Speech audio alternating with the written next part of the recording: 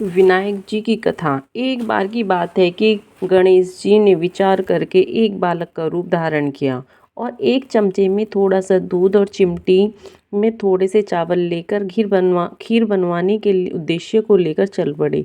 जहाँ वह जाते यही कहते कि कोई मेरी खीर बना दे, कोई मेरी खीर बना दे। ये कहते हुए वह एक वृद्धा के पास पहुँचे। वृद्धा ने कहा कि हे बेटा, लाओ मैं बना देती हूँ तुम्हारी खीर। वृद्धा ने लिया और बर्तन में खीर चढ़ाने के लिए रख दिया। तब गणेश जी ने कहा, बूढ़ी माँ, इसमें मत बनाओ, आपके घर में जो सबसे बड़ा बर्तन हो उसमें बनाओ। उसने अपने घर पर सबसे बड़ा बर्तन लिया और उसमें खीर चढ़ा दी। खीर बनते बनते वह बर्तन पूरा भर गया। वृद्धा आश्चर्यचकित हो गई। गणेश जी ने कहा, बूढ़ी माँ, मैं अभी स्नान करके आता हूँ, तब वह तुम खीर तैयार करो। गणेश जी चले गए। थोड़ी देर में खीर बन गई। यह देख वृद्धा ने नाती पोते पोती जिद करने लगे कि हमें तो खीर खानी है। तब वृद्धा ने सोचा, सर्वप्रथम तो गणेश जी को भोग लगाना है, अतः उसने थोड़ी सी खीर ले ली और अग्नि में डाल दी, हाथ जोड़ लिया और सभी को खीर खिला दी।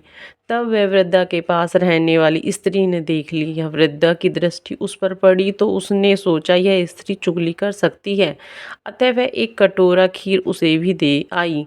वृद्धा की बहू ने चुपचाप एक कटोरा खीर खाई और कटोरे को चक्की के पीछे छिपा दिया। गणेश जी अभी तक नहीं आए थे, तभी वृद्धा को भूख लगने लगी। उसने भी एक कटोरी खीर भरी हुई गणेश जी को भोग लगाने का नाम लेकर छिपकर खीर खाने लगी। तब गणेश जी उसे देखकर यह बोली, आजा रे गणेश, खीर बन गई है, कहाँ चला गया था, आह खीर खा ली है। सुनकर वह बोला, बूढ़ी माँ, मेरा तो पेट भर गया, मैंने तो खीर खा ली है। सुनकर वृद्धा ने आश्चर्य से कहा, कब खा ली? गणेश जी बोले, मैंने खीर खा ली है जब तेरे नाती पोते पोती पड़ोसन और तेरी बहू ने खीर खाई थी।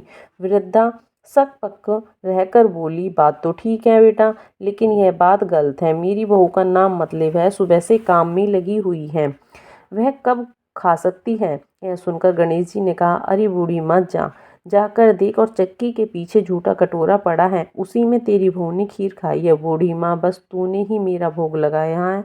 वृद्धा ने कहा, ठीक है बेटा, अब घर की बात है, बाहर नहीं जानी चाहिए। यह बता, इतनी सारी खीर बची है, इसका क्या करना है? तब गणेश जी ने कहा, सारे नगर को खीर खिला दे। वृद्धा ने वैसे ही किया। सभी को खीर खाने को बुलाया। सभी उसका मजाक बनाने लगे कि खुद के खाने का पता नहीं है और यह पूरे नगर को खीर खिलाएगी। लेकिन लोग आते गए और खीर खाते गए, तब भी वह बर्तन खाली नहीं हुआ। यह बात फैलते फैलते राजा के कान तक पहुंच गई।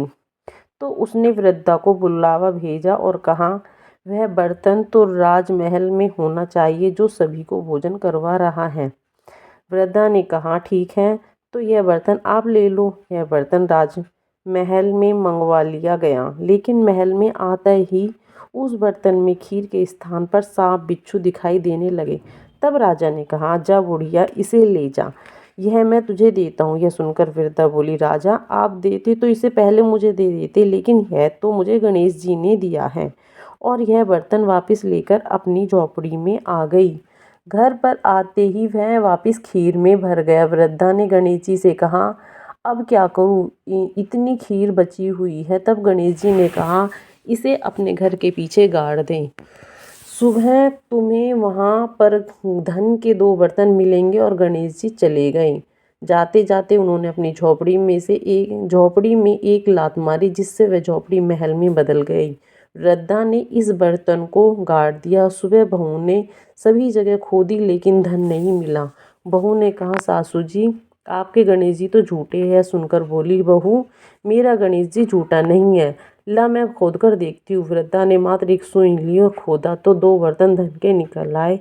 तब उसने कहा, बहू, गणेश जी अच्छी भावना ही देखते हैं, न कि लालचीपन, अतः अपनी भावना स्वच्छ होनी चाहिए, तभी अच्छे कार्य होता है। बुरी भावना, गंदी नियत बुराई को ही जन्म देती है।